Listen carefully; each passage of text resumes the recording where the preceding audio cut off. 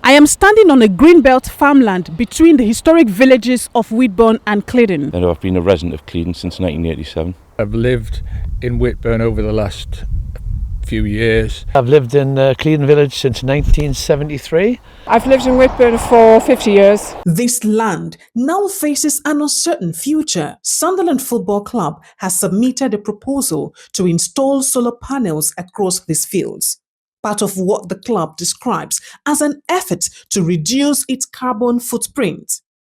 However, many local residents believe the motivations are more commercial than environmental and have raised concerns about the potential impact on protected land and local wildlife. My reaction and that of many of the residents of Cleydon and Whitburn was a bit shock and disappointment. Where the academy is, Sunderland have the academy, was previously a farm, and when they purchased the farm, they purchased the land that went with it. They obviously built the academy on the farm where the farmhouse and buildings were, but the fields where they put the solar farm, they made assurances when they had permission in the 90s to get the training barn that there would be the end of any major development. These solar panels are. This is a wildlife corridor. It's the green belt. You just have to look over my shoulder to see how beautiful the area is, and it'll be absolutely decimated if this solar farm goes ahead.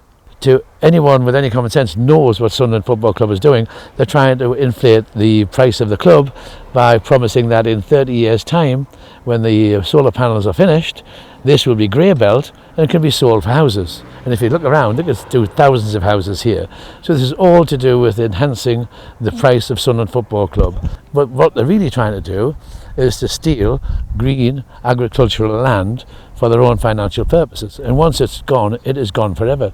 And we're no longer a village. This is the last green belt that is between Sunderland and South Tyneside, which people need to get quality of life, to be able to walk through, to be able to, get a better mental state. And it's being removed for a private commercial gain, which is totally unacceptable. For me personally, this was the land I wandered around as a kid. It's criminal. It's destruction. My biggest problem with the proposal is that the farmers are growing hay here to feed the animals, and it's all going to be blocked off apart from the dog walkers.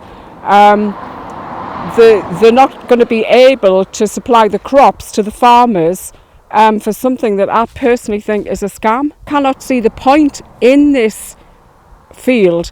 Also, Cleydon and Whitburn are going to merge into each other. This is the countryside. We need that break. I would ask them which box they're ticking, because they're doing this to tick a box, and that is literally it, to say that they're economically, environmentally friendly and all of that. They're just ticking a box. The residents of Cleydon and Whitburn are not anti-renewable energy. Let's get that straight. If this goes ahead, they're negotiating with a private company to sell the electricity direct to them. This is nothing more than for financial reward for Sunderland Football Club. Some residents also say they feel their concerns are being overlooked, accusing local councillors of supporting the project. We contacted Sunderland Football Club, the South Tyneside Planning Committee, and a number of local councillors for comment, but at the time of filing this report, we had not received a response. There is currently no confirmed decision date for consideration of the proposal.